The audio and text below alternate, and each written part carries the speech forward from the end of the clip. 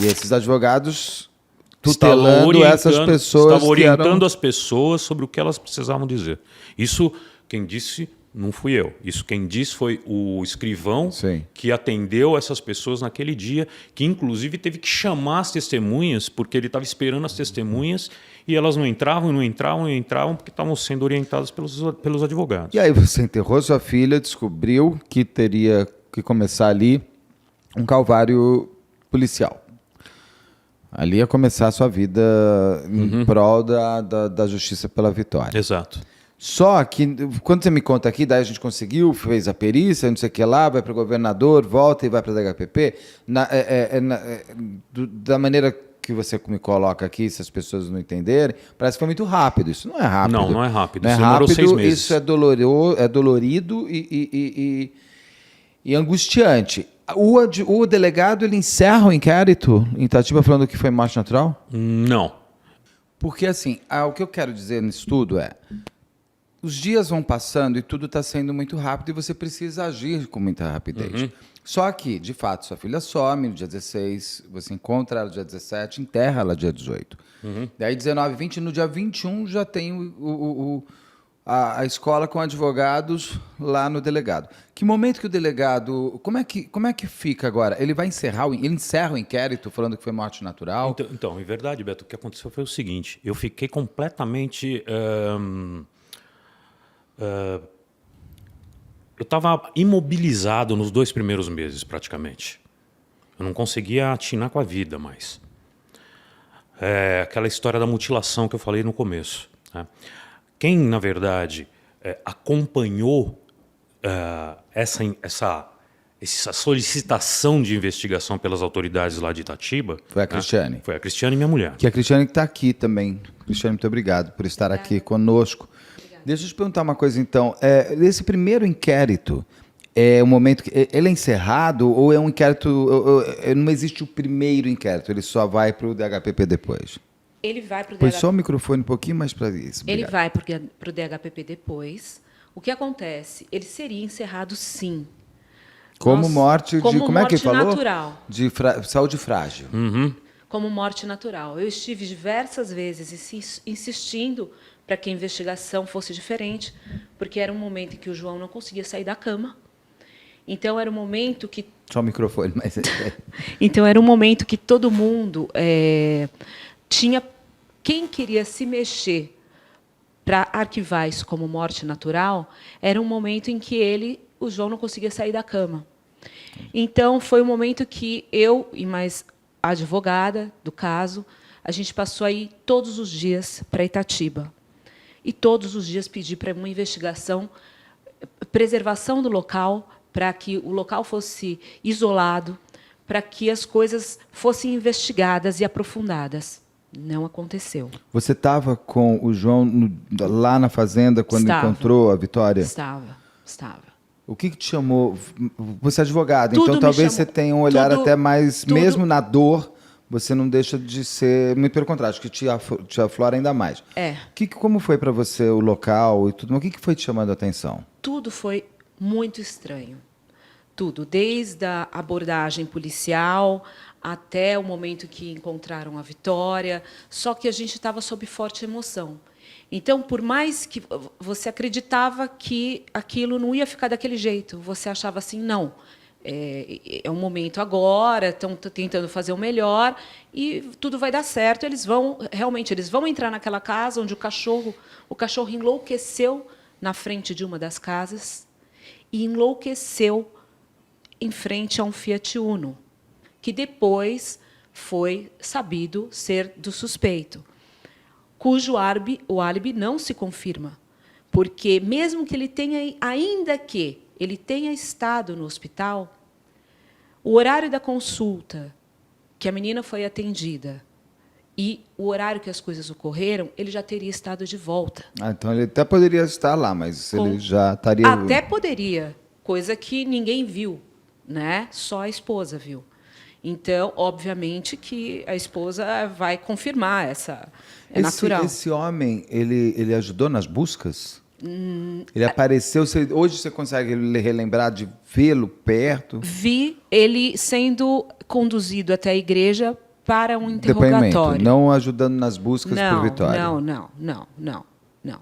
Aliás, eu tenho poucas imagens assim da questão das buscas, porque eu fiquei mais na área da fazenda, para tentar ver se algum aluno, algum professor, alguém falava alguma coisa. Mas era um pacto, meio que um pacto de silêncio. Ali a gente ainda não tinha noção que já era um pacto de silêncio. Um pacto de silêncio entre professores, alunos, professores, pessoas da fazenda. Era uma coisa assim velada entre eles, mas tipo, vamos ficar quieto, não vamos falar muita coisa neste momento. Nenhum aluno ou professor, alguém procurou vocês em off ou hoje, que já se passou? Foi 2015, a gente está em 2023, 8 anos depois. A gente conta nos dedos das mãos, dá para contar nos dedos das mãos. De uma mão. Umas 5 pessoas. Tá? De uma mão. De uma E elas falavam o quê? Essas pessoas que procuraram falaram o quê? Falaram que realmente era uma tragédia anunciada, que a escola não tinha nenhum tipo de segurança, que aquele passeio era um passeio totalmente absurdo, né? Mas que havia um interesse comercial em manter a comunidade próspera entre o ex-aluno e a escola, né? Porque existia uma questão comercial, dinheiro, e eles iam para lá e, quando acontecia alguma coisa, eles resolviam por ali mesmo. Esse episódio de hipotermia que teve anteriormente também não foi resolvido por professores, foram os próprios alunos que resolveram, segundo as notícias que chegaram para nós. E essa professora, que se recusava a fazer as excursões com a escola, ela era bem clara em falar. Era uma tragédia anunciada. Ela nos procurou, ela ainda era professora da escola, ela não podia ir contra a escola porque eles tinham um procedimento de reagir, né, para quem desse algum depoimento contra a escola. Então, eles iam contra mesmo e rechaçavam as pessoas que iam contra qualquer coisa da escola. A comunicação era feita por WhatsApp, muitos desses WhatsApps até chegaram a nós. Havia, inclusive, uma notícia de maus tratos a alunos que foi entregue para o DHPP. Eles chegaram a reconhecer em cartório um episódio de maus tratos a alunos, umas coisas assim muito esquisitas. Então, que aconteciam nessa fazenda? Nessa fazenda não, que aconteceu em aula. Então foram chegando notícias para nós que começou a assustar. Isso fora a questão do homicídio. Então a gente ficou sabendo tudo posteriormente. E lá, como você havia me perguntado, durante a noite, as buscas e tudo mais, ninguém não tinha uma conversa. Então, a gente acreditava que o local seria preservado, que todas as diligências seriam feitas. Por isso, depois de velório, enterro, toda essa situação, eu passei a ir para Itatiba, exigir, acompanhar essas providências, porque eu não imaginei que a gente ia ter que exigir isso. E por que esse delegado não quis investigar direito? Não investigou. Tem perguntas que a gente vai ficar como você. Por que não fez? Qual que o estranho, interesse? né? Qual seria esse? Qual o interesse ou por que ele tinha tanta certeza de que era uma morte acidental? E, inclusive, me mandou para casa. Falou, vai cuidar do seu marido, que você está atrapalhando a nossa investigação. Eu falei, mas que investigação? Eu não estou vendo investigação. Sabe? A perícia devia estar lá, no local, que devia estar isolado. O que aconteceu logo depois? O local onde a Vitória foi encontrada foi vendido. Não tem uma grama. Não existe mais? Não existe mais nada. Colocaram gado em cima. Ou seja, morreu a possibilidade de qualquer perícia adicional ali dentro. Que, segundo os peritos, até hoje pode-se encontrar indícios. Tantos nos veículos, porque foi constatado também que ela foi transportada, que ela não morreu na posição em que ela foi encontrada. E poucas pessoas sabiam como ela dormia. Eu ia perguntar exatamente, você me falou que ela estava na posição de dormir. Isso tem uma intimidade. Uma das tutoras dormia no quarto ao lado dela. Inclusive, no depoimento dela, ela foi clara em dizer que a Vitória foi encontrada na posição em que ela dormia. Só que ela não viu como a Vitória foi encontrada. E isso foi questionamento junto à delegada na época. Por que que ela fez essa colocação? E qual é a resposta dela? Não temos resposta. É assim. A gente levanta as questões e a gente não tem resposta o tempo todo. Então, Ou seja, poderiam ter tido mais do que só o suspeito pode ter matado, mas a colocação do corpo da Vitória ali ter sido feita por outra pessoa? Pode. Pode ter acontecido. Pode, é uma E possibilidade. por que ela mudaria o local do corpo da Vitória? Para se criar uma falácia? Sim, exatamente para poder se corroborar dizer... a morte natural, né? Para queria falar, dizer. olha, foi encontrada Mas ela estaria sem sinais de violência, mas, foi encontrada numa posição... Ela foi ali, ela estava calma. Eu estive numa reunião da escola 7 dias depois da morte. E a conotação da reunião era como se fosse uma lavagem cerebral em todos que estavam ali, para acreditarem que realmente foi uma coisa natural, tanto que ela foi encontrada numa posição como se ela estivesse dormindo. Agora, um mal súbito, aí começou um questionamento, que já foi descartado pericialmente, questões de mal súbito, que ela tenha passado mal, que tenha sido algo de saúde, isso já está completamente descartado. Todas as perícias foram unânimes nesse sentido e foram descartadas essas possibilidades. Ela não tinha nada que desse uma conotação de autossufocamento. Ela foi sufocada por uma terceira pessoa. Existiu uma terceira pessoa. E dentro desse universo é impossível que ninguém saiba. É impossível. Não tem como alguém não saber. Ali... não. Alguém com certeza sabe e está assistindo a esta entrevista. Isso eu garanto. E a gente acredita que hoje, talvez os alunos que tenham conhecimento e que hoje já possam até ser pais. Sim, porque 8 anos depois. Se solidarizem com a dor deste pai. Porque todo mundo que está em silêncio está reforçando a morte da Vitória diariamente.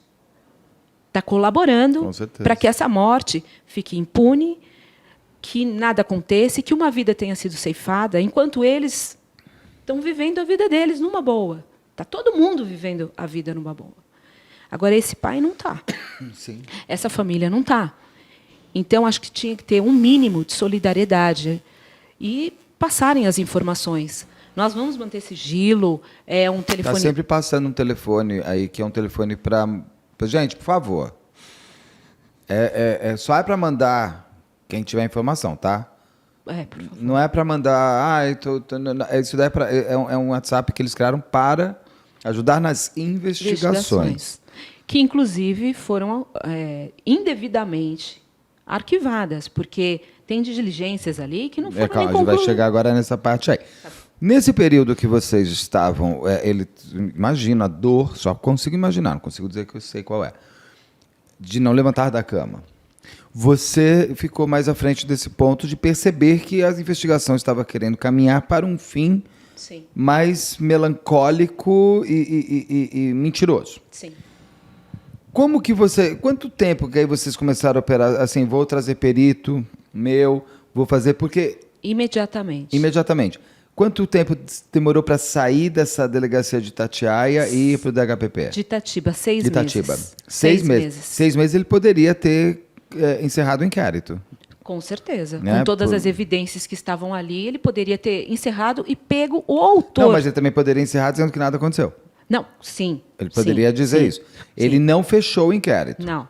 Aí vai para o DHPP. Vai para o DHPP. Isso em 2016 já. 1º de março de 2016. Que ela morre em setembro de 2015, então em março de 2016 vocês já estavam tentando... Começamos a trabalhar recolhendo... Tentar achar alguma coisa. Recolhendo provas, todas as evidências e levando para os nossos peritos, que foram exemplares. Lógico que quando a gente começou a levar, a gente não queria que fosse um homicídio. A gente queria a verdade. Claro, lógico. A gente queria a verdade. Não importa se a perícia é feita pelo Você não pai, é construir se é uma um perícia homicídio. oficial, entendeu? Já que a perícia oficial foi falha, vamos colocar falha entre aspas, né? Eles Ou porque quis tiveram falhar, exato, porque tiveram a oportunidade de falar várias vezes, de rever isso várias vezes, não o fizeram. Então corroboraram que era daquela forma. Os nossos peritos chegaram à conclusão do homicídio.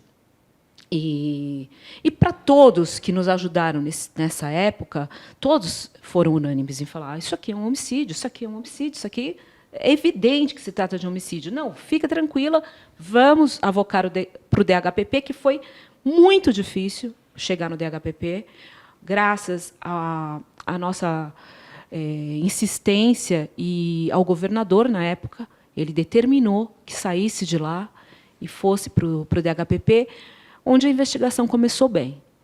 Mas Também não avançou. não aprofunda. O que eles chamaram de novo esse possível suspeito? Chamaram e o interrogatório foi superficial, né? Porque existe a possibilidade de você prender para preservar o interrogatório. Você não precisa prender porque, olha, eu tenho certeza que você é o assassino. Você pode prender para investigar melhor e segurar melhor as provas. Sim. Né? E isso não foi feito. Absolutamente. Falavam para a gente ia lá, nossa vida virou o DHPP. Todos os dias. Horas e horas. Né? E nós chegamos a falar, escuta, tem que prender. Como é que vai ser isso? Não, nós vamos prender. Daqui 5 dias, porque nós precisamos de mais um detalhe, não sei o quê. Ah, não, nós vamos prender daqui 10 dias. Ah, pedimos a quebra do sigilo telefônico da escola e temos um indício fortíssimo. Eles mentiram em depoimento.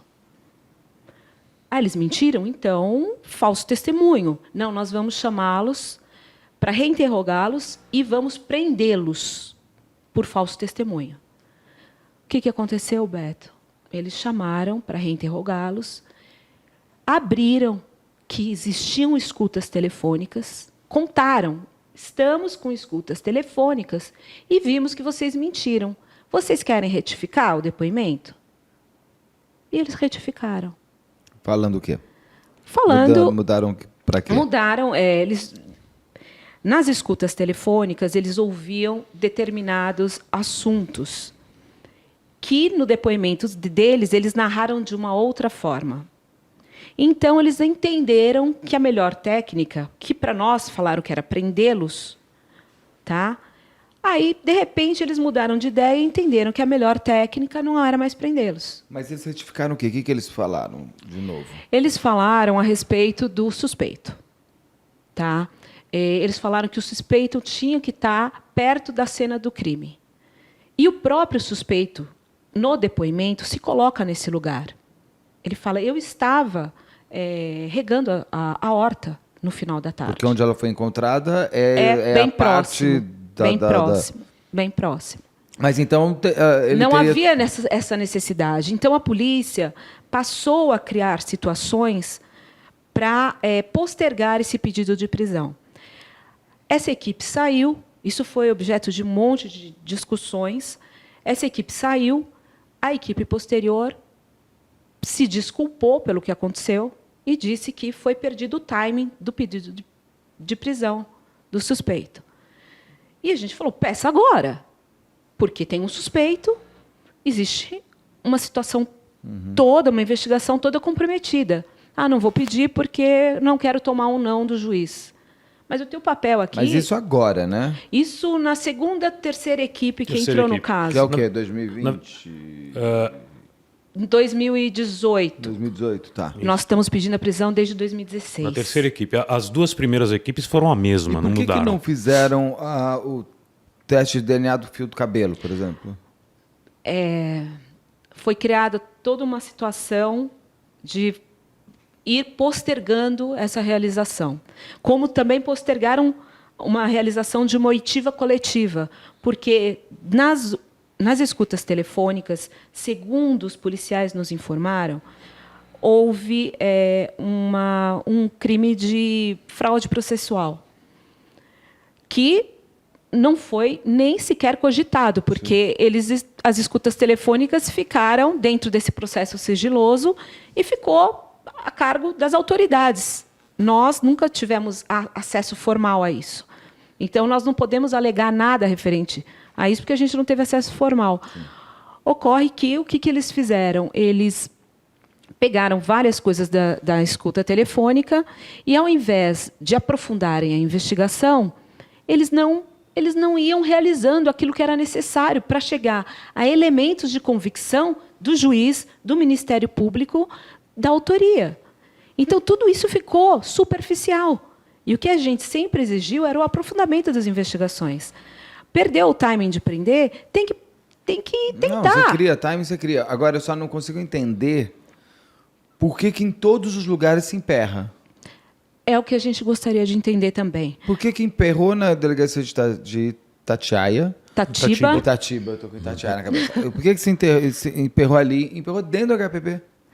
Então, foram quantas equipes já dentro do HPP de São Paulo? Umas 4 equipes. E todas chegam se desculpando pela equipe anterior. Mas também hoje também não adianta. A última equipe que a gente teve contato a gente fez uma reunião com a diretora do DHPP e ela nos garantiu que a investigação ia andar e que a investigação ia ser feita por uma equipe, a melhor equipe que ela tinha, e ela encerrou simplesmente sem tomar detalhes, algumas providências que estão lá, pendentes.